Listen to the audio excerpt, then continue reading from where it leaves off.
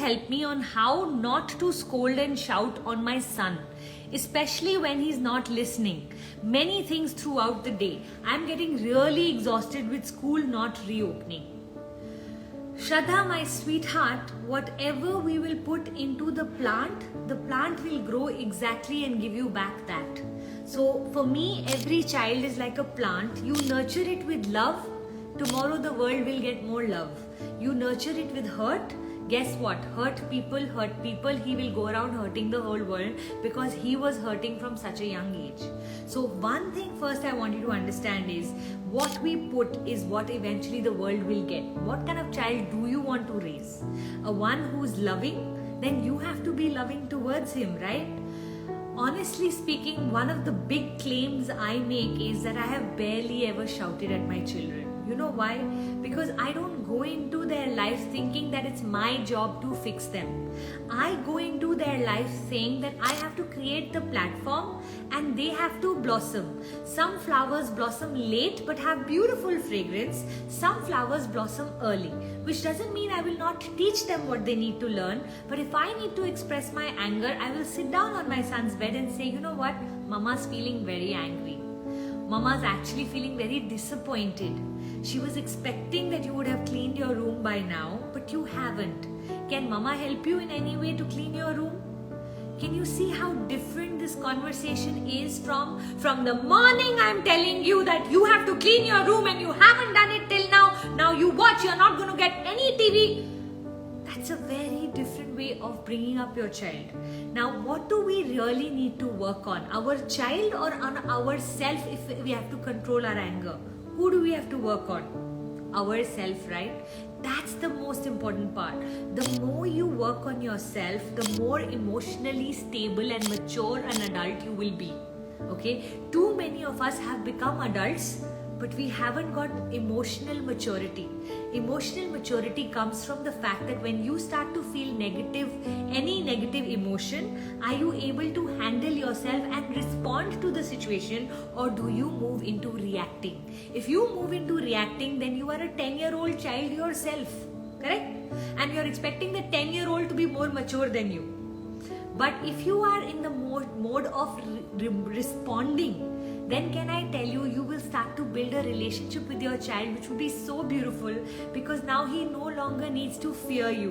Whenever he will make a mistake, which he will make many, he will not be fearful, rather he will know that you will understand and support. That's what a child really needs when he can't cope with life. So I would love for you to start to have more compassion and sympathy rather than anger and hurt.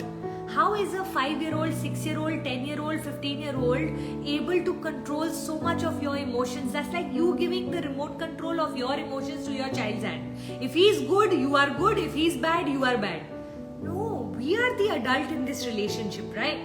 Then we can totally manage our children. But before we manage our children, we have to manage ourselves. So if I'm shouting and screaming at my staff or at my children, I need to go lock myself up in the room and ask myself, what is it that's triggering me to behave this way? All of us deep down have deep fears. What's your fear? Fear that your child won't come out right? Fear that his room will never get cleaned? Fear that if he's not successful in school, he will not be successful in life? Fear that if his homework is not complete, he'll fail? What are your fears? Address those fears and know that all failures at a younger age helps this child actually become successful in their future. You know, my brother flunked in 12th grade, and because of that, he actually won in his college the student of the decade. He always says that, because Pooja, that one incident actually taught me and changed my trajectory in my life forever. And today, all of us in our family, if we had to relive our life, you know what we would choose for him? For him to flunk in 12th grade. Can you imagine that? So I want you to start to know and have a lot more faith in your God that your children will come out just right without you screaming at them. And once you don't come from a place of fear and you come from a place of love, your ability to communicate with everyone, not just your child, will become so much superior, because the desire to control someone else's soul will leave you, and the desire to create a platform for everyone to blossom will be more your attitude. So Shraddha, I hope this was really helpful. I am someone who's very, very sensitive to children, and for me, like I can't see children suffering in the world when adults actually throw all of their toxicity on them and then wonder why their children are shouting back or behaving in a way that they only actually taught their child. They only taught their child to not be able to be emotionally stable because you were never emotionally stable. Correct, Shraddha? So bless you, my sweetheart, and lots of love. You know, the beauty of a mother is that she's always doing her best. So no matter who you are, where you are at, don't put yourself in any guilt trip. Just start being a better mother from today onwards.